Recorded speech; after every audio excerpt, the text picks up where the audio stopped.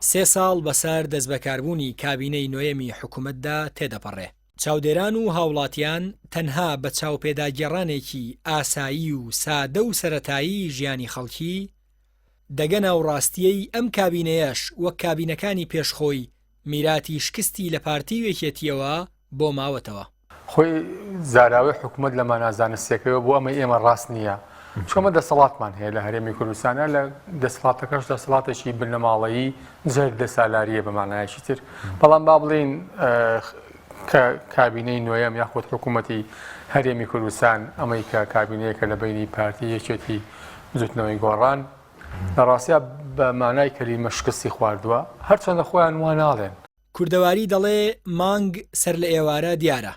ڕۆژنامەنووسێکیش دەڵێت کارنامە قەرەباڵغەکەی کابینەی نوێیەم هەر لە سەرەتاوە دیار بوو بۆ جێبەجێکردن نابێ.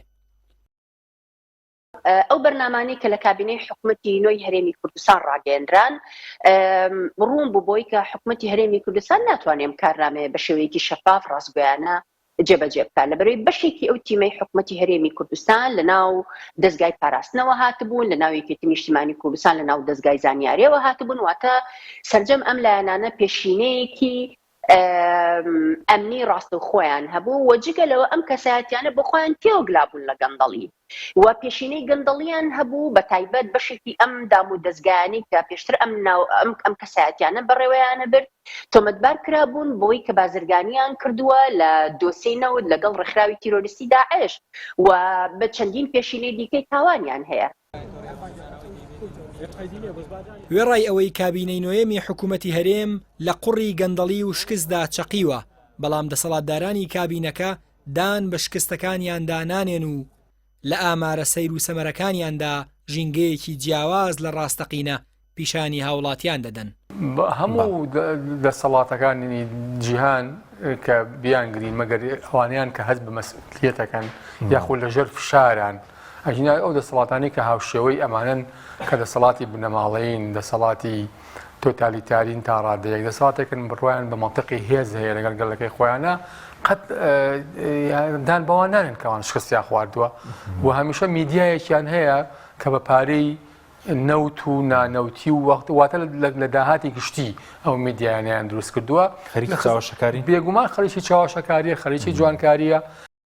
میدیاکانی دەسەڵات نەکدان بەڕاستیەکانی شکستی حکومڕانی هەرێمدانانێن بەڵکو کار بۆ بەلاڕێدابردنی ڕاستیەکان و چاواشەکاری و شێواندنی بەڵگەکان دەکەن.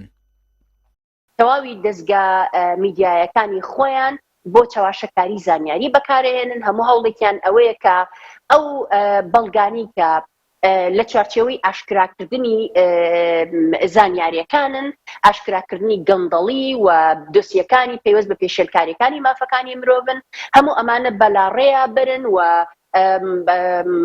درۆ بەڕاستی پیشان بدەن و لەگەڵ ئەوەشدا زۆر جار بە جۆرێک تۆمەت و ئاراستەی ڕووداوەکان ئەخەنەوە ڕوو بە شێوازێک کە تەواو چاواشەکاری تایە. بۆیە بەداخەوە ئەکرێ بڵێن ئەم کابینەیە کابینەیەکی تەواو شکست خواردووە. ماوەی 9 کابینە و 30 ساڵە ئەزمموی حکومڕانی کوردی لە باشووری کوردستان بەڕێوە دەچێت. حکوومەت لە لاوااسترین دۆخدایە و گەندەڵی باڵی بەسەر تێکڕای کەرتەکاندا کێشاوە. هاوڵاتیانی هەرێم بەدەست نادادیەوە دەناڵێن و دیاریش نییە چەند کابینە و چەند ساڵی دیکەی دەوێ تاوەکو بارودۆخەکە ئاسایی دەبێتەوە.